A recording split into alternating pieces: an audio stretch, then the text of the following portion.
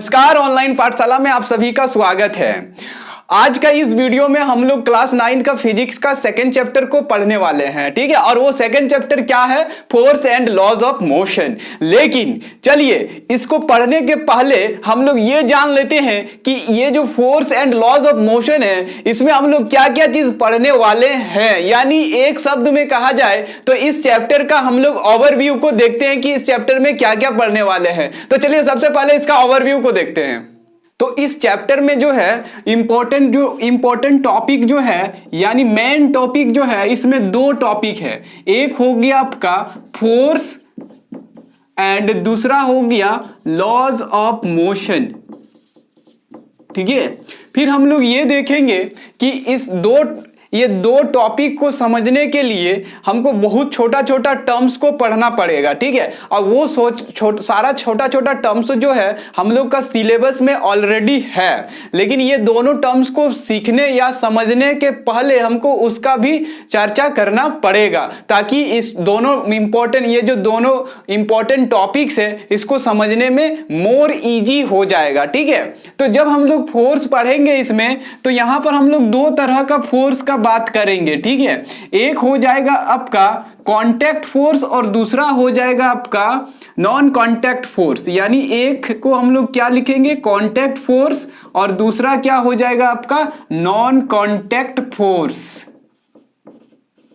Contact force, ठीक है, non contact force. ये दो तरह का हम लोग फोर्स देखेंगे।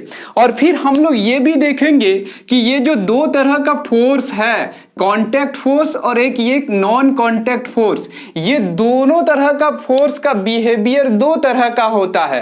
ये दोनों का क्या होता है? दो तरह का बिहेवियर होता है। क्या होता है? एक होता है आपका बैलेंस फोर्स, और दूसरा हो जाता है अनबैलेंस फोर्स, यानी अनबैलेंस फोर्स, ठीक है। यानी हम लोग यहां पर ये जो दोनों तरह का फोर्स देखेंगे, एक हो जाएगा कांटेक्ट फोर्स और एक हो जाएगा आपका नॉन कांटेक्ट फोर्स। तो इसमें भी ये दोनों फोर्स जो होता है, दो तरह का फोर्स अप्लाई होता है। एक होता है बैलेंस फोर्स और एक होता है अनबैलेंस फोर्स। तो फोर्स में हम लोग ये चीज देखेंगे, ठीक है। साथ ही हम लोग ये भी देखेंगे, इफेक्ट ऑफ फोर्स को भी देखेंगे। यहां पर हम लोग क्या देखेंगे? दोनों के लिए फिर हम लोग क्या देखेंगे? Effects of force, effects of forces. यानी फोर्सेस का हम लोग बहुत सारा इफेक्ट्स का भी चर्चा करेंगे, ठीक है। अब यहां पर देखिए, ये लॉज ऑफ मोशन में हम लोग क्या देखेंगे? ये जो लॉज ऑफ मोशन है, इसमें हम लोग दो तरह का लॉ देखेंगे। एक लॉ हो जाएगा, एक को हम लोग बोलते हैं गैलीली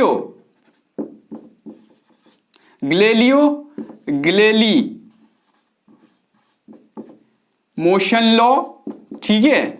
और दूसरा जो लॉ देखेंगे वो हो जाएगा न्यूटन्स लॉ ऑफ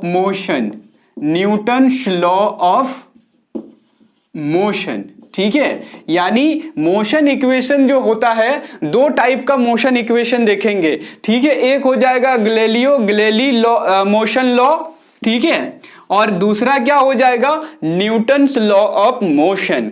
तो ये जो होता है, ये तो इसका जो लॉ होता है एक ही लॉ होता है, ठीक है। गैलीली लॉ जो होता है वो एक ही लॉ है, उसको हम लोग पढ़ेंगे।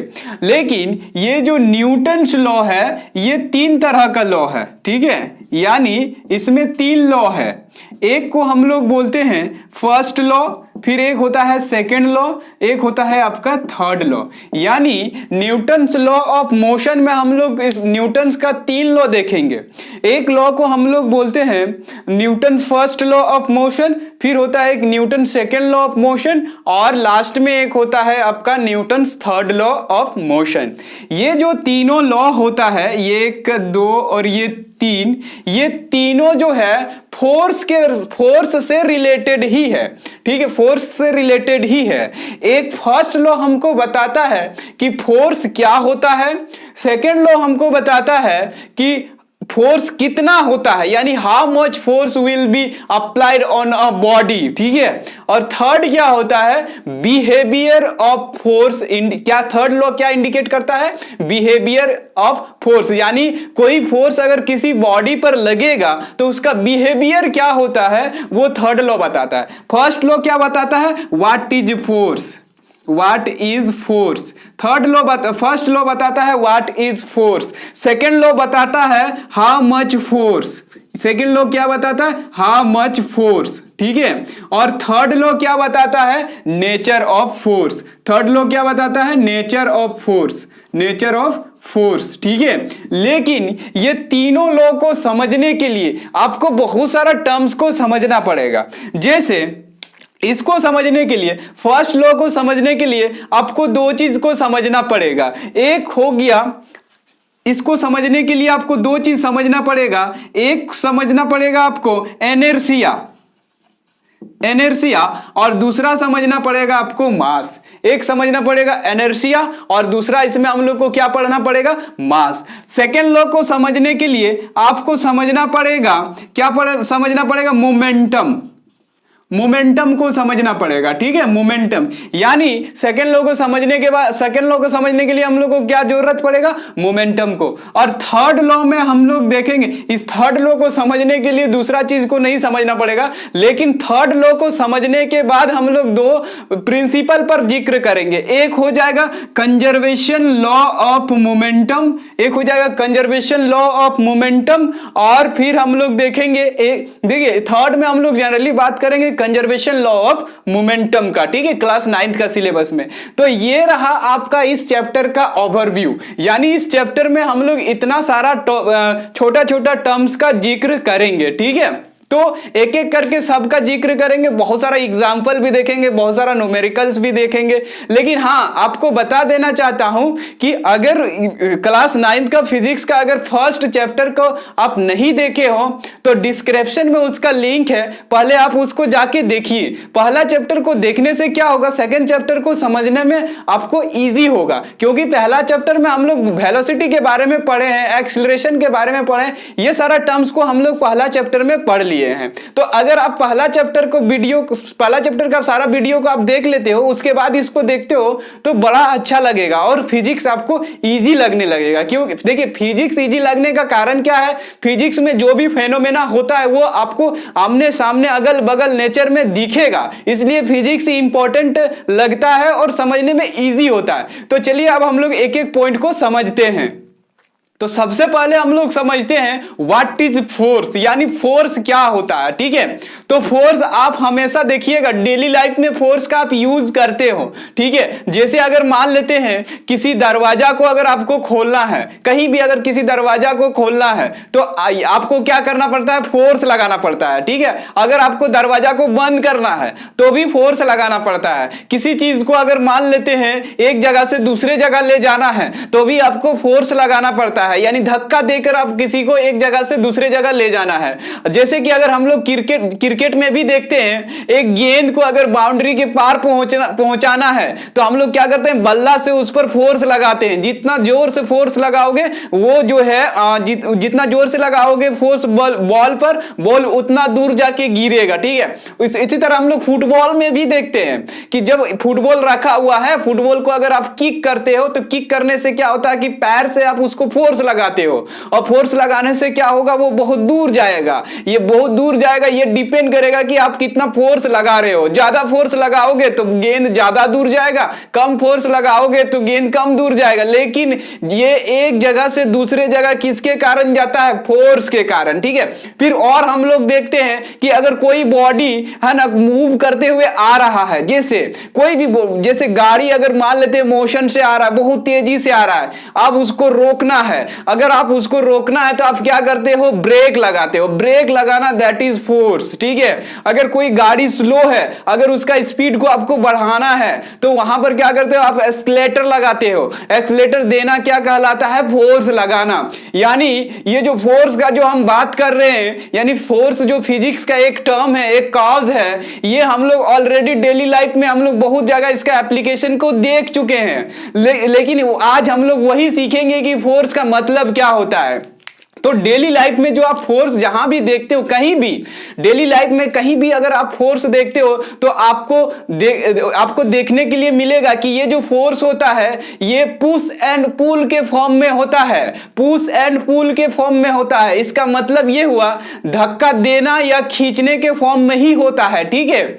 लेकिन एक बात को समझिए, जब हम लोग कहीं पर देखते हैं कि फोर्स लगता है तो कोई जरूरी नहीं है कि हर एक बार बॉडी का मोशन को आप इंक्रीज कर लोगे या हर एक बार बॉडी का मोशन को डिक्रीज कर दोगे, या कोई बॉडी अगर रुका हुआ है तो उसको मोशन में ले आओगे, या बॉडी को आप मोशन में है तो मतलब उसको रोक पाओगे। ये कोई जरूरी नहीं है, ये डिपेंड करता है उस कंडीशन पर। जैसे अगर मान लेते हैं हम एक गेंद पर अगर किक मारेंगे तो गेंद एक जगह से दूसरे जगह चला जाएगा, यानी इस कंडीशन में मेरे द्वारा जो हम लोग फोर्स लगाएं गेंद पर तो गेंद को रुका हुआ था उसको मोशन में ले आया। लेकिन अगर उतना ही फोर्स हम एक दीवार को जाके किक करेंगे, दीवार को है ना, यानी वॉल को अगर जाके हम फोर्स लगाएंगे तो वॉल हिलेगा नहीं, ठीक है। तो यहां पर देखिए फोर्स जो हम लोग लगाते हैं पुश एंड पुल के फॉर्म में, तो हर एक बार बॉडी का स्टेट को चेंज कर देता है, ये कोई जरूरी नहीं है।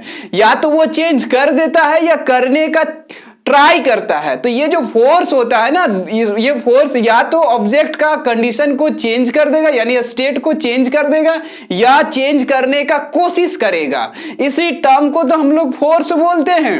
तो फोर्स क्या है? एक फिजिकल क्वांटिटी, ठीक है। Force is a physical quantity या force is a physical factor in form of push and pull, ठीक है, which when apply on a body then the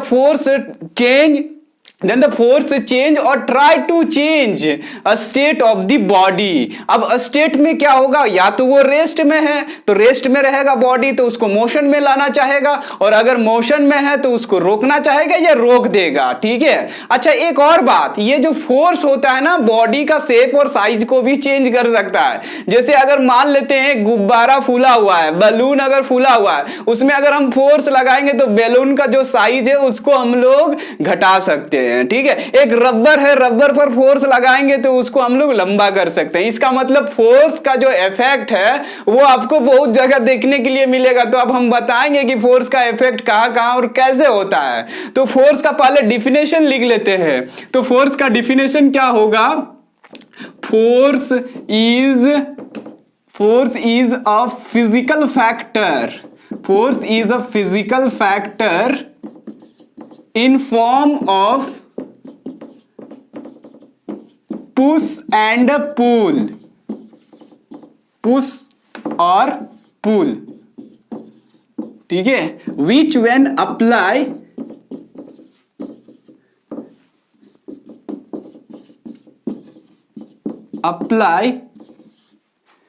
on any body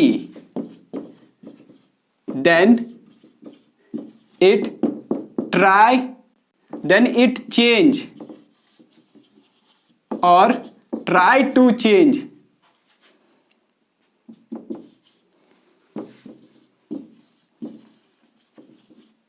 a state of the body, ठीक है, a state of the body। अब a state of the body है ना, a state of the body और shape size of the body, ठीक है।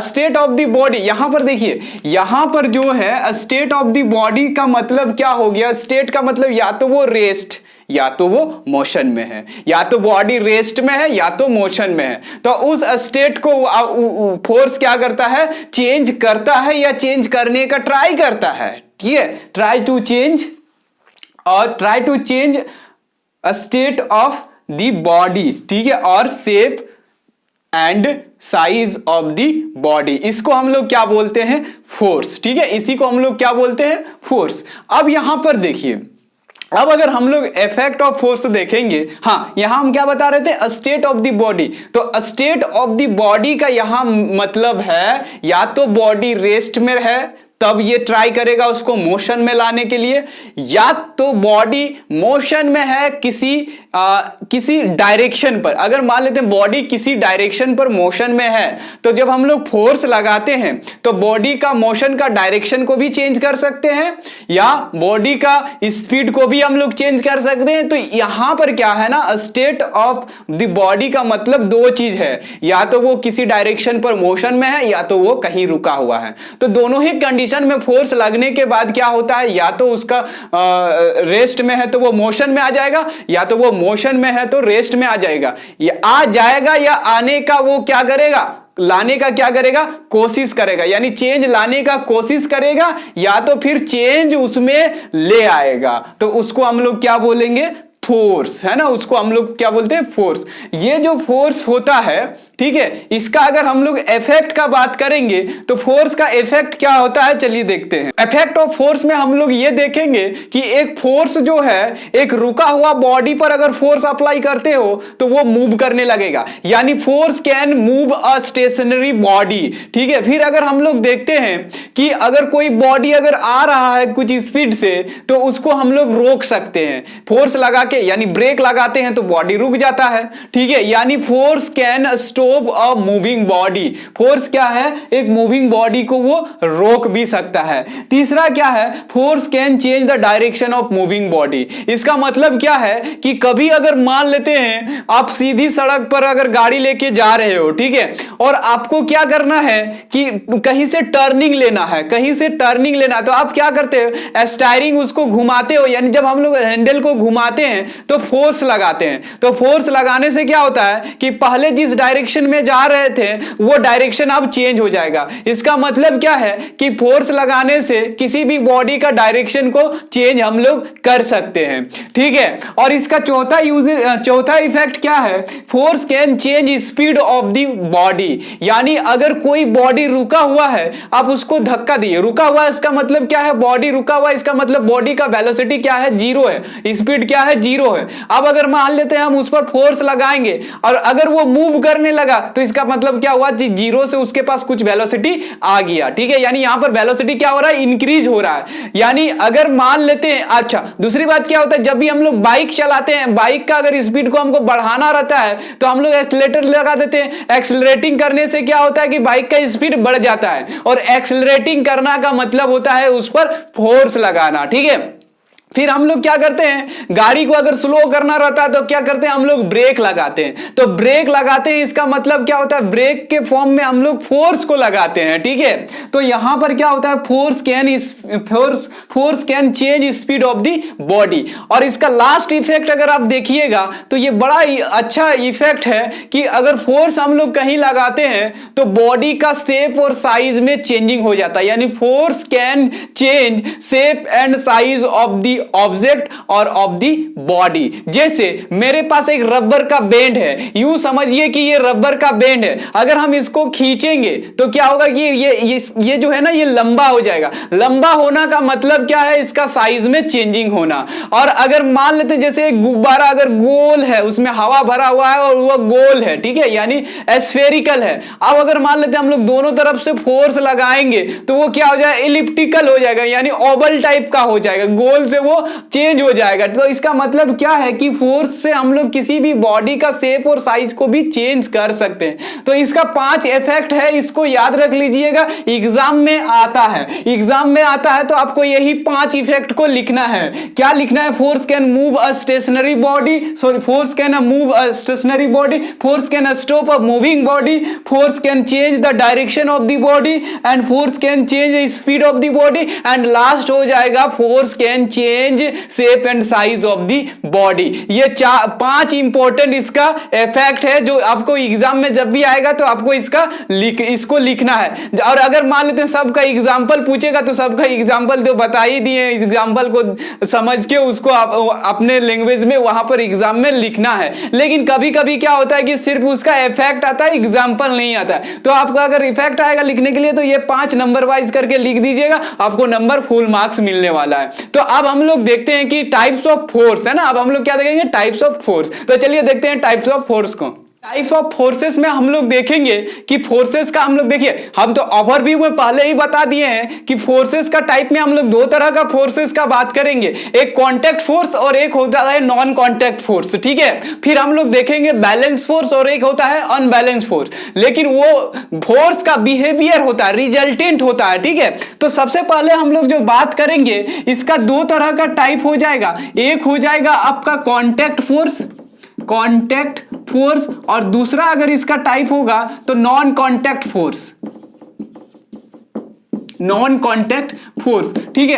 Contact force और non contact force का मतलब क्या होता है, इसका नाम में ही इसका डिफिनेशन छिपा हुआ है, देखिए इसका नाम में ही। यानी कांटेक्ट फोर्स का मतलब कहीं भी फोर्स अगर अप्लाई हो रहा है बाय द कांटेक्ट, यानी फिजिकली कांटेक्ट, फिजिकल कांटेक्ट से अगर कहीं पर फोर्स अप्लाई कर रहे हैं तो उसको हम लोग बोलेंगे कांटेक्ट फोर्स। या तो आप यूं समझिए कि जिस फोर्स को अप्लाई करने के लिए हमको फिजिकल कांटेक्ट करना पड़ता है बॉडी से, तो उस फोर्स को हम लोग क्या बोलेंगे, कांटेक्ट फोर्स। लेकिन कि कोई फोर्स ऐसा होता है या कोई फोर्स ऐसा होता है कि जिसको अप्लाई करने के लिए हमको उसके कांटेक्ट में नहीं जाना पड़ता है। अब एक एग्जांपल के लिए समझिए, जैसे मान लेते हैं यहां पर एक मैग्नेट है, मैग्नेट में N और S दो पोल होता है। मैग्नेट चैप्टर में हम लोग ये भी देखेंगे कि मैग्नेट क्या होता है, लेकिन इतना तो हम लोग को बेसिक नॉलेज है कि मैग्नेट क्या होता है, आयरन का कील को, आयरन से बना हुआ कील को ये अपने ओर अट्रैक्ट करता है, या तो फिर क्या करता है दूसरे मैग्नेट को भी ये या तो अट्रैक्ट करेगा या तो रिपल करेगा। तो मान के चलिए कि यहां पर देखिए, यहां पर क्या है कि एक मैग्नेट है और यहां पर क्या है, एक कील है, ठीक है, एक कील है जो आयरन का बना हुआ है। ये कील जो है आयरन का बना हुआ, ये मैग्नेट है, ठीक है, ये मैग्नेट है। तो ये मैग्नेट क्या करेगा ना, आयरन का बना हुआ कील को अपने ओर अट्रैक्ट कर लेगा, यानी अट्रैक्ट करेगा। लेकिन अगर यहीं पर एक दूसरा मैग्नेट रहेगा जिसका यहां पर S पोल है, यहां पर N पोल है, तो क्या करेगा, इसका S पोल इसको रिपल करेगा। लेकिन जो समझने वाली जो बात है कि ये इसको बिना टच किए ही रिपल करता है, ये इसको बिना टच किए ही अट्रैक्ट करता है, ठीक है। तो इसको हम लोग बोलते हैं non contact force. Non contact force में क्या होता है, नो फिजिकल कांटेक्ट, इसमें क्या होता है, नो एनी फिजिकल कांटेक्ट, इसमें कोई फिजिकल कांटेक्ट नहीं होता है, ठीक है। तो उसको हम लोग क्या बोलते हैं, नॉन कांटेक्ट फोर्स। और नॉन कांटेक्ट फोर्स का एग्जांपल क्या हो जाएगा, जैसे मैग्नेटिक फोर्स हो गया, ठीक है, मैग्नेटिक फोर्स हो गया, फिर आपका हो गया ग्रेविटेशनल फोर्स, ठीक है, ग्रेविटेशनल फोर्स ये भी क्या होता है, नॉन कांटेक्ट फोर्स होता है। फिर एक हम लोग देखेंगे electrostatic force. Electrostatic force actually में क्या होता है कि ये जो मैग्नेटिक फोर्स और ये जो इलेक्ट्रोस्टैटिक फोर्स है, इसके बारे में हम लोग क्लास 10th में डिटेल से थोड़ा सा पढ़ेंगे, अभी इसके बारे में नहीं पढ़ेंगे क्लास 9th में। लेकिन ग्रेविटेशनल फोर्स के बारे में क्लास 9th में पढ़ना है, वो हम लोग का सिलेबस में है। तो ग्रेविटेशनल फोर्स के बारे में भी हम लोग डिस्कस करेंगे, लेकिन अभी नहीं। अभी ये समझिए कि ये जो मैग्नेटिक फोर्स होता है, जब मैग्नेटिक फोर्स बॉडी पर फोर्स लगाता है, अब मैग्नेटिक फोर्स किस बॉडी पर फोर्स लगाएगा, या तो आयरन कोबाल्ट निकेल का बना हुआ है उस बॉडी पर, या तो क्या करेगा, दूसरा मैग्नेट पर फोर्स लगाता है। लेकिन जब ये फोर्स लगाता है किसी बॉडी पर तो उसको फिजिकल कांटेक्ट करने की कोई आवश्यकता नहीं होता है। अगर अट्रैक्शन करना है तो दूरे से कर लेगा, और अगर रिपल्सन करना है तो दूरे से उसको भगा देगा। तो बिना कांटेक्ट किए ही जो फोर्स लगता है उसको हम लोग क्या बोलते हैं, नॉन कांटेक्ट फोर्स। और एक क्या होता है आपका कांटेक्ट फोर्स। कांटेक्ट फोर्स का मतलब क्या है कि इस फोर्स को अप्लाई करने के लिए आपको बॉडी को टच करना पड़ेगा, यानी इसमें हम लोग को क्या करना पड़ेगा, बॉडी को फिजिकल कांटेक्ट में लाना पड़ेगा, ठीक है। यानी force apply by physical contact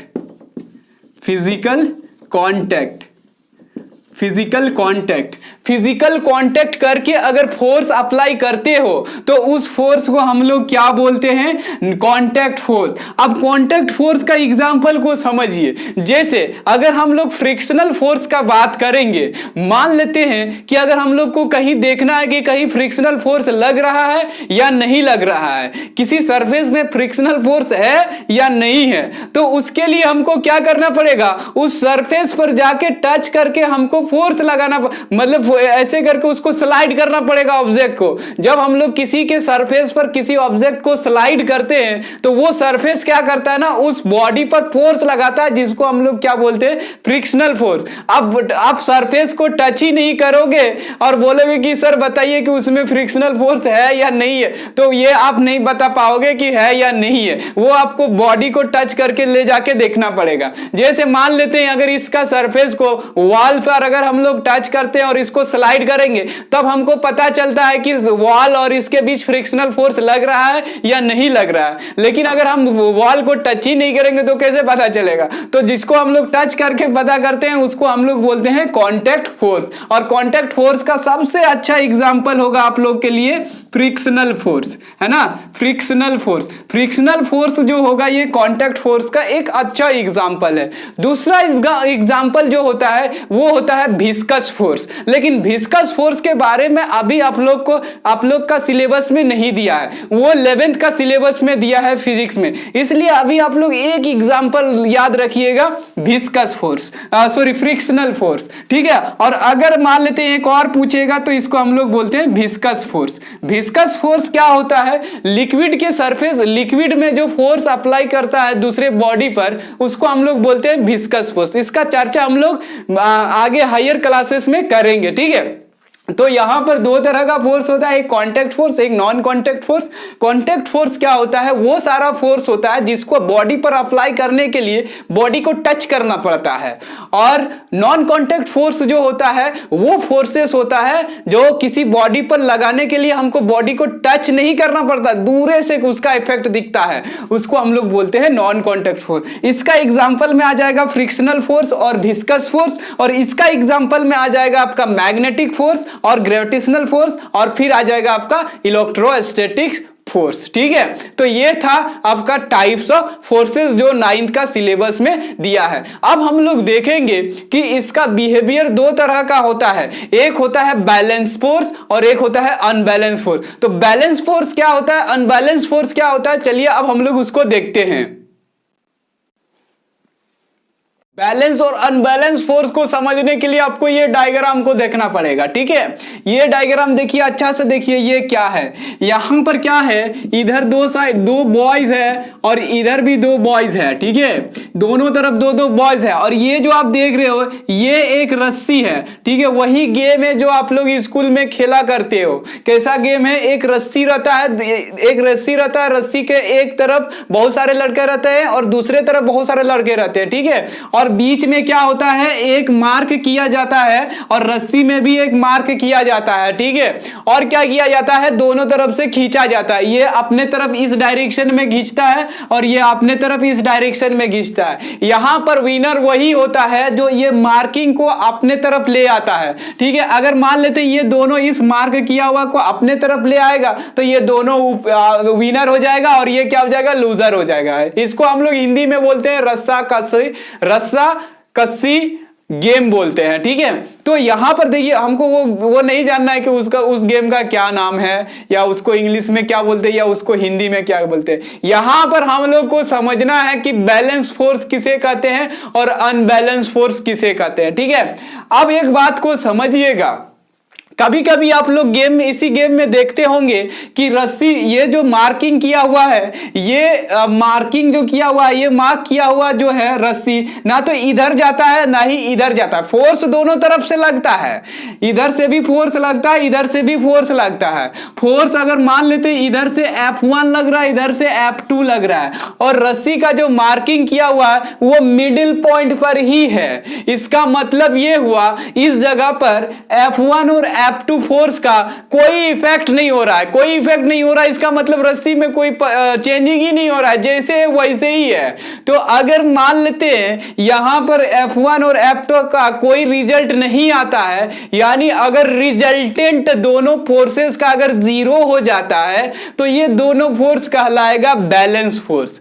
लेकिन कभी कभी आप लोग देखते होंगे कि इधर मान लेते हैं इधर एक और लड़का आ जाता है, ठीक है, सपोज दैट इधर एक और लड़का आ जाता है, तो अब ये तीनों बंदा जो है ज्यादा फोर्स लगाएगा कंपेरेटिव ये दोनों लड़का के कंपेयर में ये तीनों क्या करेगा, ज्यादा फोर्स लगाएगा। अब ज्यादा फोर्स लगाएगा तो आपको यहां पर रिजल्ट देखने के लिए मिलेगा। क्या रिजल्ट देखने के लिए मिलेगा, ये जो मार्क किया हुआ धागा, ये मार्क किया हुआ जो एरिया है, ये क्या होगा रस्सी का, ये इसके तरफ आ जाएगा, किधर आ जाएगा, F2 के तरफ। तो इसका मतलब ये हुआ कि यहां पर ये जो फोर्स लग रहा था F1 और F2 दोनों में कुछ रिजल्ट हुआ।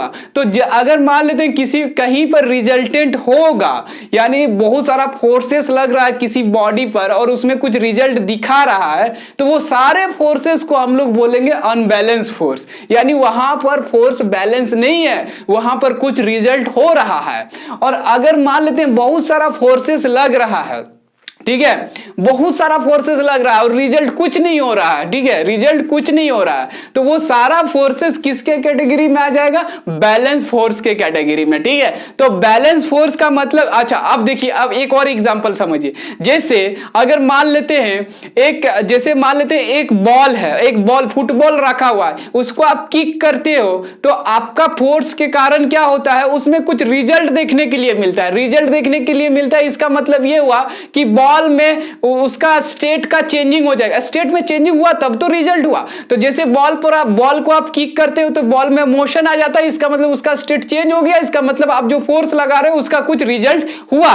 तो अगर आप फोर्स लगा रहे हो उसका कुछ रिजल्ट होता है तो वो आ जाएगा आपका अनबैलेंस फोर्स के कैटेगरी में। लेकिन वही किक अगर एक पत्थर पर जाके अगर आप लगाते हो तो पत्थर में कोई मोशन नहीं होगा, तो यानी आपका जो फोर्स है वो बेकार हो गया, यानी उसमें कोई रिजल्ट ही नहीं हुआ। तो उस तरह का फोर्स को हम लोग क्या बोलते हैं, बैलेंस फोर्स, ठीक है। तो बैलेंस फोर्स का मतलब क्या होता है, बैलेंस फोर्स का मतलब ये हो गया, कहीं पर if more than two forces are applied on a body and resultant will be zero, then the forces are called balance force. If one or more than one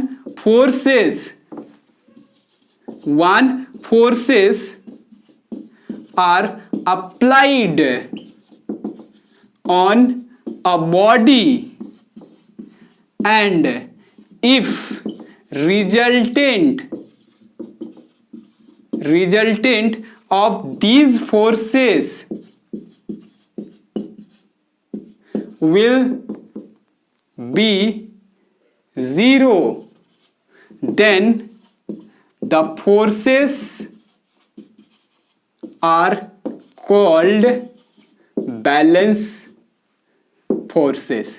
तब हम लोग उसको क्या बोलेंगे, बैलेंस फोर्सेस बोलेंगे। कब, अगर मान लेते हैं बॉडी पर बहुत सारा फोर्सेस लग रहा है या एक सिंगल फोर्सेस लग रहा है और रिजल्टेंट अगर जीरो हो गया, ठीक है, रिजल्टेंट अगर जीरो होगा तो क्या हो जाएगा, वो फोर्सेस क्या कहलाएगा आपको, बैलेंस फोर्सेस, ठीक है। अब बैलेंस फोर्सेस का एग्जांपल देखिए, जैसे अगर हम दीवार पर जाके फोर्स लगाएंगे तो दीवार को थोड़ा धक्का देके उधर ले जा पाएंगे, तो इसका मतलब मेरे द्वारा जो फोर्स लग रहा है वो बैलेंस फोर्सेस हो जाएगा, ठीक है। और अनबैलेंस फोर्सेस क्या हो जाएगा, इसका थोड़ा सा चेंजिंग कर दीजिए, यानी if one or more than one forces applied on a body and if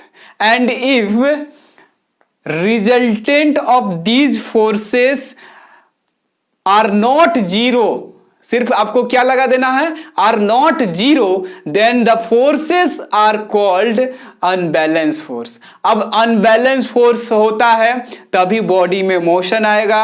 अगर अनबैलेंस फोर्स होता है तभी बॉडी का स्टेशनरी स्टेट को हम लोग चेंज कर सकते हैं। अगर आप अनबैलेंस फोर्स लगाइएगा तभी आप किसी बॉडी का डायरेक्शन को भी चेंज कर सकते हो। अगर आप अनबैलेंस फोर्स लगाओगे तभी किसी से बॉडी का शेप और साइज को चेंज कर सकते हो। यानी कहीं भी अगर फोर्सेस का कुछ रिजल्टेंट दिख रहा है आपको तो वो किसका एग्जाम्पल हो जाएगा? अनबैलेंस फोर्स का। और अगर कहीं फोर्सेस का रिजल्टेंट नहीं दिख रहा है तो वो फोर्सेस किसके कैटेगरी में आ जाएगा? बैलेंस फोर्सेस के कैटेगरी में। ठीक है, इतना सारा तो हम लोग पढ़ लिए। ठीक है, फोर्स के बारे में जान लिए। ठीक है, लेकिन एक चीज हम बता देते हैं कि फोर्स जो होता है एक ऐसा क्वांटिटी है जिसको बताने के लिए आपको डायरेक्शन का रिक्वायरमेंट होता है। डायरेक्शन का रिक्वायरमेंट होता है, इसका मतलब देखिए, जैसे अगर मान लेते हैं आपका यहां पर इस टेबल पर, यहां पर इस ग्राउंड पर एक ट्रॉली है। ठीक है, एक ट्रॉली है, ये एक ट्रॉली है। आपको कोई बोलेगा कि जाइए उस पर फोर्स लगा के आइए, तो आप थोड़ा देर के लिए कंफ्यूज रहिएगा कि हमको तो उसमें फोर्स लगाना है, लेकिन किधर लगाना है। ये जो किधर लगाने वाला जो क्वेश्चन आपके मन में आता है, यही क्वेश्चन का मतलब होता है कि फोर्स को बोलने के लिए आपको डायरेक्शन बोलना पड़ेगा। क्योंकि आपको सिर्फ बोला गया है कि जाइए उस पर फोर्स लगाइए, किस डायरेक्शन में लगाना है ये आपको नहीं बोला गया। इसका मतलब जब आप यहां जाइएगा तो रुक जाइएगा, रुक जाने के बाद सोचिएगा कि सर ने तो हमको फोर्स लगाने के लिए बोला है, लेकिन किस डायरेक्शन में लगाना है वो हमको पता नहीं है, तो आप बिना फोर्स लगाए ही आ जाइएगा। लेकिन अगर हम बोलेंगे कि जाओ उसमें फोर्स लगा के आओ, लेकिन साउथ डायरेक्शन में या नॉर्थ डायरेक्शन में या ईस्ट या वेस्ट, तब आप क्या करोगे? जाके फोर्स लगा के आ पाओगे एग्जैक्टली जो मैंने कहा उसके हिसाब से। ठीक है, तो फोर्स के पास डायरेक्शन और मैग्नीट्यूड दोनों होता है, इसलिए फोर्स जो है वेक्टर क्वांटिटी के कैटेगरी में पहुंच जाता है। ठीक है, यानी फोर्स क्या होता है? वेक्टर क्वांटिटी होता है। ठीक है, तो अभी हम लोग ये जान लिए कि फोर्स बैलेंस फोर्स होता है, अनबैलेंस फोर्स होता है, फोर्स के पास डायरेक्शन होता है। फिर हम लोग देखेंगे कि फोर्स का डायरेक्शन किधर होता है, वो अभी हम लोग जब लॉज ऑफ मोशन पढ़ेंगे तब हम लोग देख लेंगे कि फोर्स का डायरेक्शन क्या होता है। ठीक है, दूसरी बात, फोर्स का जो यूनिट होता है वो आपका न्यूटन होता है, न्यूटन। ठीक है, न्यूटन एक साइंटिस्ट का नाम है, वो आप लोग जानते हो। उसका रिस्पेक्ट के लिए उसका नाम से रखा गया है, इसका यूनिट को रखा गया। अब उसका रिस्पेक्ट देने का कारण यहां पर यह है क्योंकि न्यूटन महाशय ने फोर्स पर सबसे ज्यादा थ्योरी और लॉज दिया है, इसीलिए उसके नाम के लिए, उसके रिस्पेक्ट के लिए फोर्स का यूनिट न्यूटन रखा गया है। फिर हम लोग देखेंगे कि एक न्यूटन कितना होता है वो भी हम लोग बात करेंगे। ठीक है, तो अब हम लोग देखेंगे, ये तो फोर्स के बारे में सीख लिए। अब लॉज ऑफ मोशन को समझने के लिए सबसे पहले जो मेन पॉइंट है समझना वो है इनर्शिया। इनर्शिया को समझना बहुत जरूरी है क्योंकि first law of motion inertia को ही डिफाइन करता है। तो चलिए अब हम लोग स्टार्ट करते हैं समझना इनर्शिया। What is inertia? तो इनर्शिया क्या होता है अब इसको हम लोग जानते हैं। ये जो इनर्शिया है, इनर्शिया का मतलब होता है कुछ नहीं करने का प्रॉपर्टी, और ये चीज हर एक बॉडी में होता है। यानी हर एक बॉडी में उसका एक इनहेरेंट प्रॉपर्टी होता है। इनहेरेंट का मतलब इंटरनल प्रॉपर्टी होता है, जो बॉडी में ऑलरेडी पहले से ही होता है, उसको कोई देता नहीं है। ठीक है, और उस प्रॉपर्टी के कारण क्या है कि कोई भी बॉडी अपना स्टेट को, चाहे वो रेस्ट में है चाहे वो मोशन में है, वो अपने आप चेंज नहीं करना चाहता है। तो ये जो नहीं करना चाहता है कोई भी बॉडी, उसी प्रॉपर्टी को हम लोग क्या बोलते हैं? इनर्शिया।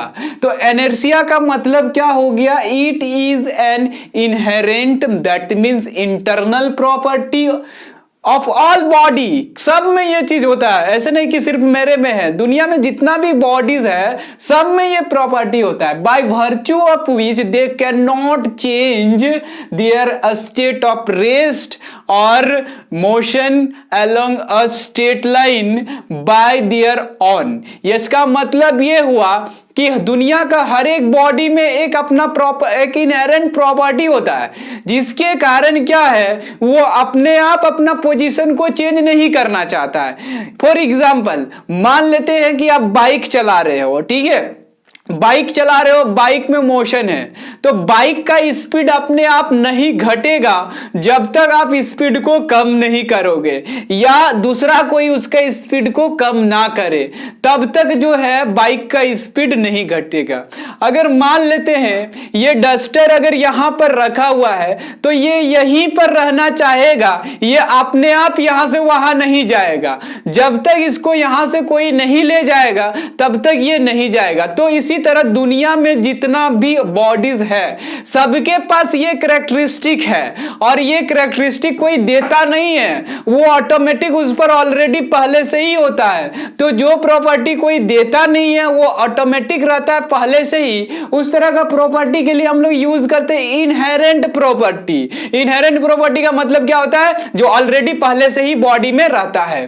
तो ये क्या है, इनर्शिया क्या है, एक ऐसा इनहेरेंट प्रॉपर्टी है जिसके कारण कोई भी बॉडी जो है अपना स्टेट चाहे वो रेस्ट में है चाहे वो मोशन में है, वो चेंज नहीं करना चाहता है। इसी प्रॉपर्टी को हम लोग क्या बोलते हैं, इनर्शिया। अब ये जो होता है, देखिए ये जो इनर्शिया होता है ये कोई फिजिकल क्वांटिटी नहीं होता है। इनर्शिया कोई भी फिजिकल क्वांटिटी नहीं होता है, फिजिकल क्वांटिटी नहीं होता, लेकिन किसी का इनर्शिया जो है उसका मास पर डिपेंड करता है, ठीक है। तो हम लोग लिखेंगे it is not a physical quantity but it only depend, ठीक है, but it only depends on mass of the body. ये क्या होता है, मास ऑफ द बॉडी पर डिपेंड करता है, ठीक है, मास ऑफ द बॉडी पर डिपेंड करता है। ये कोई क्वांटिटी नहीं होता है, ये सिर्फ डिपेंड करता है मास पर। जिसका मास ज्यादा होगा उसका इनर्शिया ज्यादा होगा, जिसका मास कम होगा उसका मास कम इनर्शिया कम होगा। लेकिन आप ये नहीं बता सकते हो कि किसका इनर्शिया कितना है। जब कितना है, जब आप ये नहीं बता पाते हो, इसका मतलब उसको आप मेजर नहीं कर पा रहे हो। और अगर आप न्यूमेरिकल वैल्यू में उसका मेजरमेंट नहीं कर पा रहे हो, दैट मींस उसका वो फिजिकल क्वांटिटी है ही नहीं है। फिजिकल क्वांटिटी वही होता है जिसको हम लोग न्यूमेरिकल वैल्यू में मेजरमेंट कर पाते हैं, जैसे mass 5 kg, force 10 newton, length 5 metre, तो ये सब न्यूमेरिकल वैल्यू में मेजर कर पाते हैं। लेकिन इनर्शिया को हम लोग मेजर नहीं कर पाते हैं न्यूमेरिकल वैल्यू में, इसलिए वो फिजिकल क्वांटिटी नहीं होता है। फिजिकल क्वांटिटी नहीं होता है, लेकिन हम लोग ये देखते हैं कि किसका इनर्शिया ज्यादा होता है किसका इनर्शिया कम होता है, तो वो मास से देखते हैं। यानी the inertia is directly proportional to mass, proportional to mass. Inertia जो होता है मास का डायरेक्टली प्रोपोर्शनल होता है। इसका मतलब क्या हो गया, इसका मतलब ये हुआ कि जिसका मास ज्यादा होगा उसका इनर्शिया ज्यादा होगा, जिसका मास कम होगा। दैट मीन्स क्या हो गया, that is a heavier body will have more inertia than a lighter body. एक लाइटर बॉडी के कंपेयर में हेवियर बॉडी का जो इनर्शिया है वो ज्यादा होगा। अब इससे आपको पूछा जाएगा, ठीक है, इससे आपको पूछा जाएगा कि एक खाली ट्रक का इनर्शिया ज्यादा होगा या एक ट्रक जो है उसमें कुछ सामान भरा हुआ है उसका इनर्शिया ज्यादा होगा। तो आपका आंसर क्या होगा, जो ट्रक लोडेड रहेगा उसका इनर्शिया ज्यादा होगा। क्यों? क्योंकि उसका मास ज्यादा है। अगर आपसे यह पूछा जाए कि एक साइकिल का इनर्शिया ज्यादा होगा या एक बाइक का, तो आपका आंसर होगा एक बाइक का इनर्शिया ज्यादा होगा, क्योंकि बाइक का मास ज्यादा होता है। अगर आपसे यह पूछा जाए कि एक 5 रुपीज कॉइन का इनर्शिया ज्यादा होगा या 1 रुपीज कॉइन का इनर्शिया ज्यादा होगा, तो आपका यहां भी आंसर होगा कि एक 5 रुपीज कॉइन का इनर्शिया ज्यादा होगा, क्योंकि 5 रुपीज का कॉइन का मास जो होता है 1 रुपीज कॉइन का मास से ज्यादा होता है। तो इनर्शिया का मेजरमेंट किससे किया जाता है? इनर्शिया का मतलब कंपेयर उसका इनर्शिया जो होता है किस पर डिपेंडिंग रहता है? मास पर। जिसका मास ज्यादा होगा उसका इनर्शिया ज्यादा होगा, बट इनर्शिया को हम लोग कैलकुलेट नहीं कर पाते हैं, ठीक है।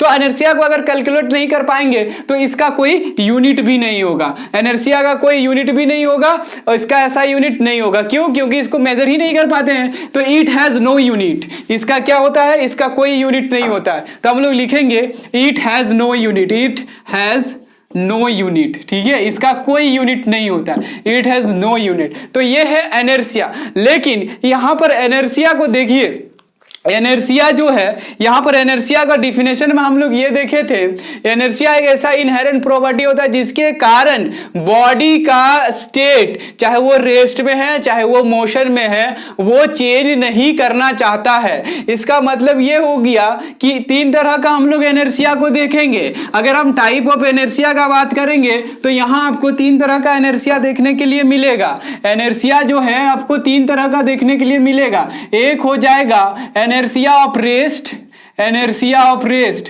ठीक है, एक हो जाएगा इनर्शिया ऑफ रेस्ट, दूसरा हो जाएगा इनर्शिया ऑफ मोशन, है ना, एक हो जाएगा इनर्शिया ऑफ मोशन, और तीसरा जो हो जाएगा inertia of direction, inertia of direction. तो ये तीन तरह का आपको इनर्शिया देखने के लिए मिलता है फिजिक्स में। पहला क्या हो जाएगा? इनर्शिया ऑफ रेस्ट, दूसरा क्या हो जाएगा? इनर्शिया ऑफ मोशन, और तीसरा क्या हो जाएगा? Inertia of direction. इसका मतलब को समझिए। इनर्शिया का मतलब हम लोग क्या बताए थे? अपने आप अपना स्टेट को चेंज नहीं करने का प्रॉपर्टी को इनर्शिया बोलते हैं। इसका मतलब समझिए, अगर कोई बॉडी अगर रेस्ट में है तो वो रेस्ट में ही रहना चाहेगा, अपने आप अपना पोजीशन को, अपना कंडीशन को चेंज नहीं करेगा, यानी अपना रेस्ट वाला कंडीशन को चेंज नहीं करेगा। यानी अगर इसका मतलब समझिए, और अगर मान लेते हैं कोई बॉडी मोशन में है तो वो मोशन में ही रहना चाहेगा, वो अपने आप अपना मोशन का कंडीशन को चेंज नहीं करेगा। अगर कोई एक ही डायरेक्शन में चल रहा है तो वो उसी डायरेक्शन में चलना चाहेगा जब तक कि उसको कोई दूसरा डायरेक्शन चेंज ना कर दे, यानी अपने आप अपना डायरेक्शन को चेंज नहीं करना चाहेगा। इसका मतलब को समझिएगा। इसका मतलब ये हो गया कि इनर्शिया जो होता है ये क्या करता है? अगर इनर्शिया का मतलब क्या होता है? अगर कोई उसका कंडीशन को, स्टेट को चेंज करना चाहता है तो प्रॉपर्टी ऑफ इनर्शिया से क्या हो जाएगा?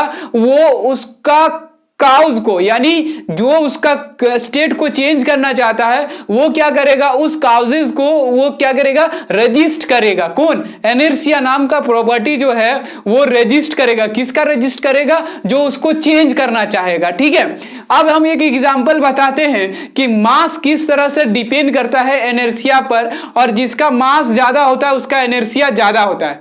इनर्शिया का मतलब समझिए, इनर्शिया का मतलब कुछ नहीं करने का प्रॉपर्टी को इनर्शिया कहते हैं। और अगर किसी बॉडी में कुछ नहीं करने का प्रॉपर्टी कुछ है तो उसको करवाने के लिए आपको उससे ज्यादा वो फोर्स लगाना पड़ेगा। ठीक है, मेरा कहने का मतलब ये है कि अगर किसी कोई बॉडी रखा हुआ है और उसके पास वो क्वालिटी है, मतलब उसमें इनर्शिया का प्रॉपर्टी है, ठीक है, तो इनर्शिया का प्रॉपर्टी है, तो आप इस बॉडी को मूव करना चाहोगे तो इनर्शिया क्या करेगा? आपका विरोध करेगा, यानी रजिस्ट करेगा, बोलेगा ना हम मूव नहीं करेंगे। तो फिर आप और फोर्स लगाइएगा ना, चल चल, तो क्या होगा कि वो भी फोर्स लगाए ना, हम जावे नहीं करेंगे। तो क्या करेगा ना, आप क्या करोगे ना कि ज्यादा फोर्स लगा दोगे और जबरदस्ती उसको ले जाओगे। तो यहां पर देखिए, मेरा कहने का मतलब ये है कि वो सारा कितना इनर्शिया उस पर ज्यादा है या कम है, ये किस पर डिपेंड करता है? मास पर। ठीक है, तो इनर्शिया किसमें ज्यादा है किसमें कम है, ये चीज आपको कैसे पता चलेगा? उसका मास से। ठीक है, तो ये था इनर्शिया। हाँ, तो यहां का इनर्शिया का मतलब समझ में आ गया। Inertia of rest, inertia of motion, inertia of direction, ये सारा चीज समझ में आ गया। फिर से देख लीजिए, इनर्शिया ऑफ रेस्ट का मतलब ये हुआ कि कोई बॉडी अगर रेस्ट में है तो वो अपने आप रेस्ट वाला कंडीशन को चेंज नहीं करने के प्रॉपर्टी को इनर्शिया ऑफ रेस्ट बोलते हैं। इनर्शिया ऑफ मोशन का मतलब क्या हुआ कि अगर कोई बॉडी मोशन में है तो अपने आप अपना मोशन को चेंज नहीं करने वाला प्रॉपर्टी को उसका इनर्शिया ऑफ मोशन बोलेंगे।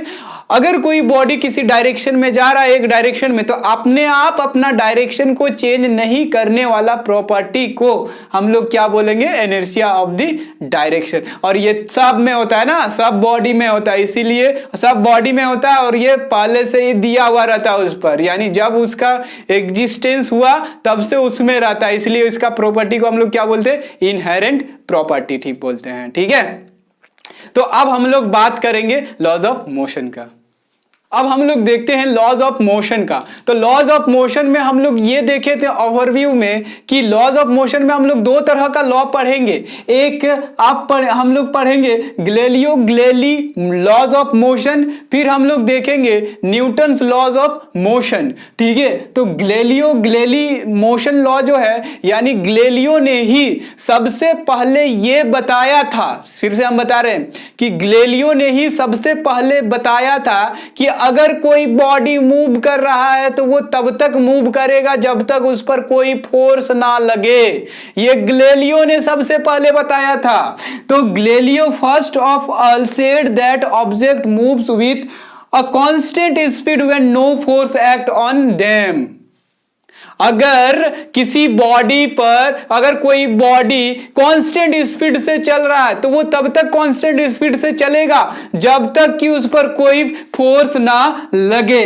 This means if an object moving on a frictionless path and no other forces acting on it then the object would be moving forever. ये कहता है कि अगर कोई बॉडी कांस्टेंट स्पीड से continuously चल रहा है तो इसका मतलब उस पर कोई फोर्स नहीं लग रहा है। तो ये कहता है कि इसका मतलब ये हुआ कि एक body moving on a frictionless path. Frictionless path का मतलब क्या हुआ, देखिए अगर आप मान लेते हैं कहीं मूविंग कर रहे हो तो आपका जो स्पीड है ऑटोमेटिक घट जाता है। इसका रीजन क्या होता है कि आप जिस पाथ पर मूविंग कर रहे हो या आपका कार जिस पाथ पर मूविंग कर रहा है उस पाथ पर फ्रिक्शन है। तो अगर मान लेते हैं, गैलीलियो कहता है कि अगर कोई बॉडी मूविंग कर रहा है एक फ्रिक्शनलेस पाथ पर, तो गैलीलियो ने दो इस तरह से डायग्राम बनाया, दो इंक्लाइन सरफेस लिया। ठीक है, ये जो है ये एक इंक्लाइन सरफेस है, ये एक इंक्लाइन सरफेस है। इन्होंने क्या, ये फ्रिक्शनलेस है यानी इसका सरफेस पर कोई फ्रिक्शन नहीं है। ये क्या है, फ्रिक्शनलेस सरफेस है, फ्रिक्शनलेस सरफेस है। तो गैलीलियो ने दो फ्रिक्शनलेस सरफेस लिया और एक दूसरे के आमने सामने रख दिया। आमने सामने रखने के बाद गैलीलियो ने क्या किया कि यहां से एक बॉल को ड्रॉप किया, यहां से एक बॉल को यहां से छोड़ा। तो जब यहां से एक बॉल को इसने छोड़ा तो ये बॉल एक बार यहां जा रहा है इसका टॉप पर, फिर वो बॉल नीचे से फिर यहां आ रहा, फिर यहां जा रहा, और ये ऐसे ही चलते रहेगा क्योंकि यहां पर कोई फ्रिक्शन फोर्स है ही नहीं। तो फ्रिक्शन फोर्स नहीं है तो उसका स्पीड को कोई कम ही नहीं कर पाएगा। ये थ्योरी सबसे पहले गैलीलियो ने ही दिया था। बाद में न्यूटन ने इस पर स्टडी किया, बहुत सारा स्टडी किया, और इसका स्टडी करने के बाद न्यूटन ने 3 लॉ बनाया, और वो 3 लॉ को हम लोग बोलते हैं न्यूटन का first law of motion, Newton का सेकंड लॉ ऑफ मोशन, फिर न्यूटन का थर्ड लॉ ऑफ मोशन। लेकिन सबसे पहले गैलीलियो ने बताया था। ठीक है, लेकिन अगर प्रैक्टिकली देखा जाए तो गैलीलियो का ये जो थ्योरी दिया था गैलीलियो ने, तो प्रैक्टिकली अगर हम लोग बात करेंगे तो ऐसा सरफेस आज तक कोई बना ही नहीं जहां पर फ्रिक्शनल फोर्स जो है एकदम जीरो होगा। ठीक है, तो प्रैक्टिकली इस एक्सपेरिमेंट को आप नहीं कर पाओगे, लेकिन अगर आप इसको इमेज करते हो तो ये एक्चुअली में ये बिल्कुल सही है कि जब तक आप फ्रिक्शनल फोर्स लगेगा नहीं तो इसका स्पीड को कम कौन करेगा भाई, यहां पर कोई एक्सटर्नल फोर्स ही नहीं लग रहा है, इसका स्पीड कम ही नहीं हो रहा। तो इसका स्पीड कम नहीं हो रहा है, that is there is no unbalance force working on the body. तभी क्या होगा, उसका स्पीड बना हुआ रहेगा और वो कंटिन्यूअसली वैसे ही मूव करेगा। ठीक है, तो ये था आपका गैलीलियो का गैलीली मोशन लॉ। ठीक है, लेकिन हम क्या बता रहे हैं कि ये आपका एग्जाम में अगर आता है तो आपको इतना ही लिखना है कि Galileo first of all said that object moves with constant speed when no forces acting on the body. This means if an object moving on a frictionless frictionless path and no other forces acting on it, then object would be moving forever. तो वो क्या करेगा, हमेशा के लिए move करते रहेगा। लेकिन ऐसा नहीं है। ठीक है, और इसके बाद क्या आ गया, Newton first law of motion, Newton second law of motion. Actually में अगर देखा जाए तो यही है Newton first law of motion. Newton first law of motion थोड़ा सा मॉडिफाई कर दिया। क्या किया, न्यूटन कहता है है कि कोई भी ऑब्जेक्ट जो है अपना स्टेट को चेंज नहीं करता है, चाहे वो रेस्ट में है चाहे वो मोशन में है, वो जब तक उस पर कोई एक्सटर्नल फोर्स ना लगे। ठीक है, तो चलिए अब हम लोग बात करते हैं। तो ये दो लॉ में से हम लोग एक लॉ सीख लिए, गैलीलियो का लॉ। अब हम लोग देखेंगे न्यूटन्स लॉ। गैलीलियो का एक ही लॉ था ये, ठीक है, गैलीलियो का एक ही लॉ था ये। तो अब हम लोग देखेंगे न्यूटन्स लॉ ऑफ मोशन। तो न्यूटन लॉ ऑफ मोशन हम बता देना चाहते हैं कि न्यूटन का 3 लॉ है। ठीक है, न्यूटन का 3 लॉ है, और ये जो न्यूटन का 3 लॉ होता है ये तीनों लॉ फोर्स के लिए है। ठीक है, न्यूटन का ये जो, अब हम लोग क्या बात करेंगे, Newton's law of motion, Newton's laws of motion. ठीक है, न्यूटन लॉज ऑफ मोशन। तो इसमें हम लोग तीन लॉ देखेंगे। तीन क्या क्या देखेंगे, Newton first law, Newton first law, first law of motion. ठीक है, फिर हम लोग बात करेंगे Newton second law, Newton second law, फिर हम लोग बात करेंगे न्यूटन थर्ड लॉ। ठीक है, न्यूटन थर्ड लॉ। लेकिन हम ये बता देना चाहते हैं कि ये जो न्यूटन्स लॉ है ये किसके लिए होता है, फोर्स के लिए होता है। न्यूटन लॉ जो होता है वो किसके लिए होता है, फोर्स के लिए। यानी ये जो 3 लॉ है और तीनों का तीनों किसके लिए है, फोर्स के लिए। तो न्यूटन का जो फर्स्ट लॉ होता है ये है ना, न्यूटन का फर्स्ट लॉ हमको इंट्रोड्यूस करता है कि फोर्स क्या होता है। यानी ये हमको बताता है कि what is force, what is force. इसका मतलब क्या है कि न्यूटन का फर्स्ट लॉ हमको बताता है कि कोई भी बॉडी किसी भी स्टेट में है, चाहे वो रेस्ट में है चाहे वो मोशन में है, तो वो तब तक उसी स्टेट को बनाए रखेगा जब तक एक फिजिकल फैक्टर उस पर काम ना करे। और वो फिजिकल फैक्टर क्या होता है, फोर्स। जब तक उस पर कोई अनबैलेंस फोर्स काम ना करे वो अपना स्टेट को बनाए रखता है। यानी कि फोर्स क्या होता है, फोर्स किसी का स्टेट को चेंज कर सकता है या चेंज करने का कोशिश करता है। ठीक है, अब यहां पर देखिए सेकेंड लॉ बताता है। सेकेंड लॉ जब हम लोग पढ़ेंगे तो फोर्स का फॉर्मूला आ जाएगा सेकेंड लॉ से ma, है ना। सेकेंड लॉ में क्या आएगा, फोर्स का फॉर्मूला क्या आ जाएगा, ma। तो ये जो फोर्स का फॉर्मूला ma आ रहा है ये हमको बता रहा है कि किसी भी बॉडी पर जो फोर्स लगाएंगे तो वो फोर्स कितना होगा। तो कितना होगा, तो फॉर्मूला में हम लोग ये डाल देंगे तो ये निकल जाएगा। तो इसको बोलेंगे हाउ मच फोर्स। यानी सेकेंड लॉ हमको बताता है हाउ मच फोर्स, किसी भी बॉडी पर फोर्स लगाएंगे तो वो बॉडी पर कितना फोर्स होगा। थर्ड लॉ, ये जो थर्ड लॉ देख रहे हो ना, ये थर्ड लॉ हमको बताता है, यानी हमें सिखाता है थर्ड लॉ कि किसी भी बॉडी पर जब आप फोर्स लगाते हो तो उसका रिएक्शन में आप पर भी एक फोर्स लगता है। यानी ये हमको बताता है नेचर ऑफ फोर्स। ये क्या बताता है, नेचर ऑफ फोर्स। तो हम लोग एक एक करके पढ़ेंगे, एक एक करके पढ़ेंगे। ठीक है, लेकिन हम बता देना चाहता हूं कि ये जो होता है Newton first law of motion, इसको समझने के लिए आपको क्या समझना पड़ेगा, इनर्शिया। इनर्शिया आपको समझना पड़ेगा, जिसका जिक्र हम लोग ऑलरेडी कर लिए। लेकिन इसको समझने के लिए हम लोग को क्या समझना पड़ेगा, मोमेंटम। तो मोमेंटम का भी हम लोग जिक्र करेंगे, लेकिन पहले ये लॉ को हम लोग सीख लेंगे उसके बाद। और थर्ड लॉ में जब हम लोग सीखेंगे थर्ड लॉ, तो थर्ड लॉ को सीखने के लिए हमको कोई क्वांटिटी का रिक्वायरमेंट नहीं होता है।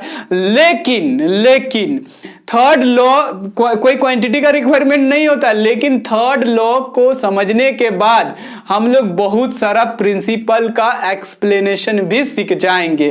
ठीक है, तो सबका अपना अपना महत्व है। तो चलिए हम लोग सबसे पहले देखते हैं फर्स्ट लॉ ऑफ मोशन। चलिए अब हम लोग बात करते हैं Newton first law of motion. इसी को मोशन का फर्स्ट लॉ भी कहा जाता है सिंपल में। ठीक है, तो देखिए ये कहता है कि, ये क्या कहता है कि अगर कोई ऑब्जेक्ट चल रहा है तो वो चलते रहेगा, रुका हुआ है तो वो रुका हुआ रहेगा, अगर किसी डायरेक्शन में चल रहा है तो उसी डायरेक्शन में चलेगा, जब तक कोई एक्सटर्नल अनबैलेंस फोर्स उस पर काम ना करे, जब तक कोई एक्सटर्नल अनबैलेंस फोर्स उस पर काम ना करे। ठीक है, तो इसका मतलब क्या है, any object remains in same state of rest और motion along a straight line until an external unbalance force applied on it. ठीक है, इसको हम लोग बोलेंगे मोशन का फर्स्ट लॉ ऑफ मोशन। अब यहां से बात को समझिएगा। अब यहां पर देखिए यहां पर क्या है कि यहां दो चीज हमको समझ में आता है। यहां से हमको क्या इंट्रोड्यूस किया जा रहा है, यहां से हमें इंट्रोड्यूस किया जा रहा है फोर्स के बारे में।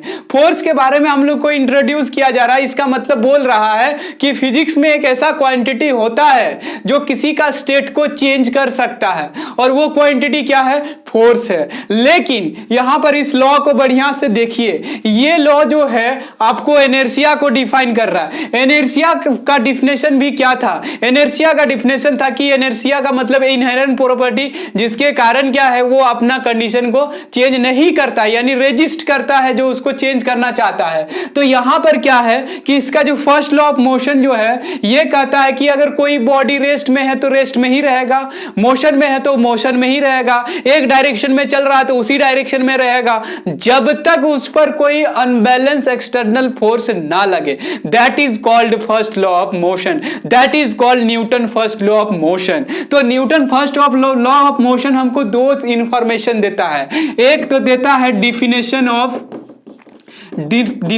ऑफ इनर्शिया, एंड दूसरा देता है डिफिनेशन ऑफ फोर्स।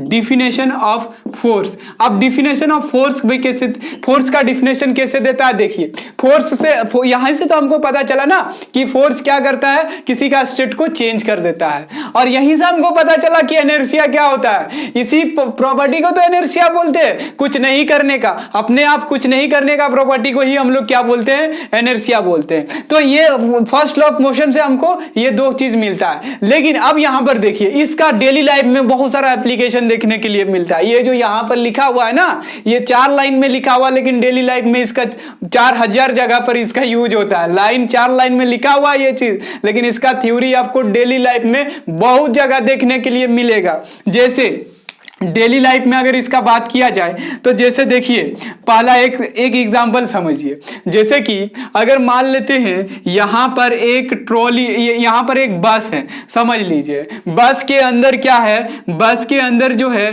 कोई खड़ा है। तो आप अक्सर देखे होंगे कि जैसे ही अचानक बस चालू होता है, यानी जैसे अचानक बस स्टार्ट होता है तो क्या होता है कि आप पीछे की ओर झुक जाते हो। देखिए समझिएगा, यहां पर क्या होता है, जैसे ही बस अचानक स्टार्ट होता है तो आप पीछे की ओर झुक जाते हो। लेकिन इसका अपोजिट, कोई बस अगर स्पीडली जा रहा है, कोई बस अगर स्पीडली जा रहा है, अचानक वो ब्रेक लगाता है तो फिर आप आगे की ओर झुक जाते हो। यानी जब स्टार्ट होता है तो आप पीछे की ओर झुक जाते हो, और जब ब्रेक लगाता है तो आप आगे की ओर झुक जा रहे हो। तो यहां पर जो है ना, न्यूटन का फर्स्ट लॉ आपको देखने के लिए मिलता है। अब यहां पर समझिए, इसको थोड़ा थोड़ा समझिए, माने पार्ट पार्ट में समझिए। जब गाड़ी अचानक स्टार्ट होता है तो स्टार्ट होने के पहले बस और आप दोनों रेस्ट में थे, ठीक है, बस और आप दोनों रेस्ट में थे। लेकिन जैसे ही गाड़ी स्टार्ट हुआ तो गाड़ी में मोशन आ गया। गाड़ी में मोशन आने से क्या है कि आपका जो बॉडी है उसको आप दो पार्ट में डिवाइड कीजिए, एक लोअर पार्ट हो गया, एक अपर पार्ट हो गया। तो आपका बॉडी जो बस के साथ कांटेक्ट में है, यानी लोअर पार्ट, वो भी बस के साथ स्पीड में आ गया, यानी मोशन में आ गया। लेकिन ऊपर वाला पार्ट जो है ये कह रहा है कि हम स्पीड में नहीं आएंगे। क्यों? क्योंकि law of inertia, inertia of rest, inertia of rest क्या कहता है कि अगर वो रेस्ट में है तो रेस्ट में ही रहना चाहेगा। तो अगर आपका नीचे वाला पार्ट आगे जा रहा है, ऊपर वाला पार्ट नहीं जाना चाह रहा है, तो ये ऑटोमेटिक आप क्या कीजिएगा ना, पीछे झुक जाइएगा। तो यहां पर ऐसे होता है, ठीक है।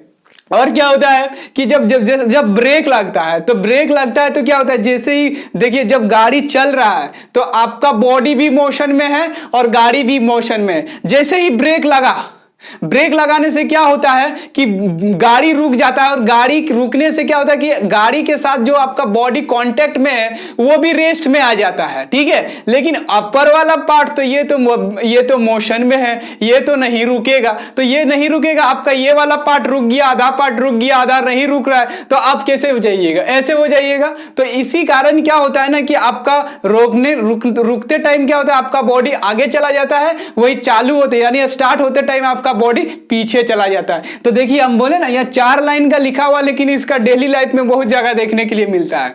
अब यहां पर एक और बात को समझिए, जैसे हम लोग पेड़ से जब फल को तोड़ते हैं, ठीक है, पेड़ से जब हम लोग फल को तोड़ते हैं, मान लेते हैं ऐसा एक पेड़ है, ठीक है, ये एक पेड़ है, यहाँ पर बहुत सारा, इसका डाली में बहुत सारा यहाँ पर फल है, यहाँ पर बहुत सारा फ्रूट्स है। ठीक है, अब हम इसको तोड़ने जा रहे हैं, तो अब हम उसके पास पहुंच ही नहीं पा रहे, तो हम क्या करेंगे ना, इसका डाली को हिलाते हैं। डाली को क्या करते हैं, पकड़ के पूरा हिलाते हैं। तो पकड़ के पूरा हिलाते हैं तो क्या होता क्या है, देखिए आप यहाँ पर समझिएगा, ये इसका डाली जो है और यहाँ पर जो डाली पर लगा हुआ फल है, डाली और डाली पर लगा हुआ फल दोनों ही रेस्ट में था मेरे हिलाने से पहले।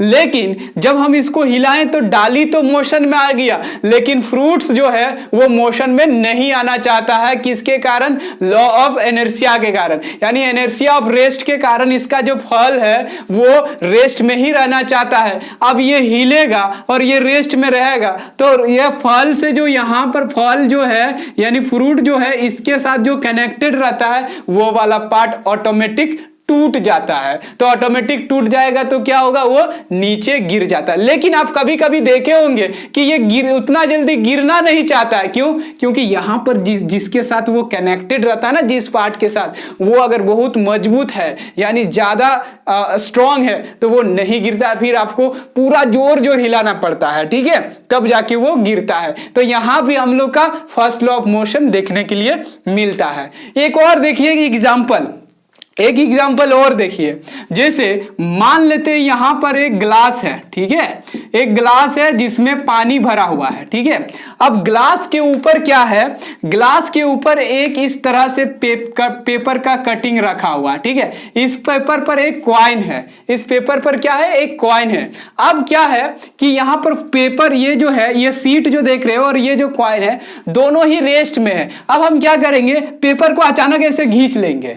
पेपर को अचानक यहां से खींचने से क्या होगा कि कॉइन नहीं खींचाता है, कॉइन ग्लास में गिर जाता है। इसका रीजन क्या है, इनर्शिया ऑफ रेस्ट। यानी जैसे अभी फिलहाल तो ये क्या रहा है, खींचने के पहले क्या था, ये दोनों रेस्ट में था, लेकिन जैसे ही आप खींचते हो तो आप सीट को खींच रहे हो तो सीट मोशन में आ जाता है। लेकिन कॉइन क्या है, कॉइन बोलेगा ना ना आपको जाना है जाइए, हम तो नहीं जाएंगे जब तक हम पर कोई फोर्स ना लगाएगा। तो ये क्या होगा, बेचारा ये कॉइन जो है पानी में गिर जाता है, यानी आपका ग्लास में गिर जाता है। तो यहां भी फर्स्ट लॉ ऑफ मोशन का यूज आपको देखने के लिए मिलेगा। यानी यहां भी जो थ्योरी अप्लाई हो रहा है वो first law of motion he apply हो रहा है। ठीक है, एक और डेली लाइफ में हम लोग जनरली देखते हैं, वो क्या होता है, जैसे कि मेरे पास जो कारपेट रहता है, हम लोग का जो कारपेट रहता है, यानी जो जमीन में हम लोग जो जमीन में जो लगाते हैं, ठीक है, धूल से बचने के लिए जो जमीन में लगाते हैं। लेकिन कारपेट में भी क्या होता है, बहुत सारा धूल आ जाता है, यानी बहुत सारा डस्ट आ जाता है। कारपेट हो गया, जो घर में जो हम लोग पर्दा यूज करते हैं वो सारे में देखते हैं कि कुछ दिनों के बाद जो है ना बहुत सारा डस्ट पार्टिकल आ जाता है। तो उसको हम लोग हटाने के लिए क्या करते हैं ना, एक डंडा से, है ना, एक डंडा से, जैसे मान लेते हैं ये कारपेट है तो इसको हम लोग क्या करते हैं, डंडा से ऐसे ऐसे करते हैं। तो डंडा से ऐसे ऐसे करने से क्या होता है कि देखिए क्या होता है कि जब हम लोग कारपेट को लिए तो उस टाइम डस्ट पार्टिकल जो इसके साथ सटा हुआ है वो भी रेस्ट में है और ये जो कारपेट है ये भी रेस्ट में है। अचानक हम इसको डंडा से ऐसे ऐसे करेंगे तो कारपेट क्या होता है, मोशन में आ जाता है, लेकिन डस्ट पार्टिकल मोशन में नहीं आना चाहता है। तो जिसके कारण क्या है, वो उसका जो कारपेट से जो लगा हुआ था उससे वो छूट जाता है और वो क्या होता है, गिर जाता है। और हम लोग इस तरह से कारपेट को झाड़ लेते हैं, इसको क्या बोलते हैं, झाड़ लेना। ठीक है, तो इस तरह से हम लोग डेली लाइफ में हम लोग इनर्शिया और फर्स्ट लॉ ऑफ मोशन का यूजेस को देखते हैं कि हाँ भाई यहाँ लग रहा है, फर्स्ट लॉ ऑफ मोशन लग रहा है। अच्छा, फिजिक्स में तो हम लोग यही चीज देखते हैं कि हमारे नेचर में जो भी चीज होता है उसमें कौन सा लॉ लग रहा है, उसके बारे में जानना सीखना, यही कहलाता है फिजिक्स। यानी फिजिक्स क्या है, आपके आमने सामने जो हो रहा है उसी के बारे में आपको पढ़ना है। ठीक है, तो चलिए अब हम लोग देखते हैं सेकेंड लॉ को समझेंगे। लेकिन सेकेंड लॉ को समझने के लिए हम सबसे पहले बता दिए थे कि सेकेंड लॉ को समझने के लिए आपको समझना पड़ेगा मोमेंटम, कि मोमेंटम क्या होता है। तो चलिए पहले हम लोग देखेंगे मोमेंटम क्या होता है, उसके बाद सेकेंड लॉ ऑफ मोशन, फिर थर्ड लॉ ऑफ मोशन को देखेंगे। तो आज का इस वीडियो में हम लोग यही तक देखेंगे, क्योंकि नहीं तो वीडियो बहुत लंबा हो जाएगा। तो नेक्स्ट वीडियो में हम लोग देखेंगे मोमेंटम किसे कहते हैं, फिर मोमेंटम देखने के बाद हम लोग देखेंगे सेकेंड लॉ ऑफ मोशन, फिर हम लोग देखेंगे थर्ड लॉ ऑफ मोशन, और फिर हम लोग बात करेंगे कंजर्वेशन लॉ ऑफ मोमेंटम। फिर हम लोग कंजर्वेशन लॉ ऑफ मोमेंटम का यूजेस कहाँ कहाँ होता है, कहाँ कहाँ देखने के लिए मिलता है, और फिर हम लोग उससे रिलेटेड बहुत सारा न्यूमेरिकल्स करेंगे। तो अगर ये वीडियो आपको अच्छा लगा तो आप इसको प्लीज और प्लीज शेयर कीजिए, लाइक कीजिए और सब्सक्राइब भी कीजिए। सब्सक्राइब करने से क्या होगा कि इसके बाद जो भी वीडियो हम चैनल पर अपलोड करेंगे वो आप तक नोटिफिकेशन के रूप में पहले पहुंच जाएगा। तो आज के लिए इतना ही, धन्यवाद।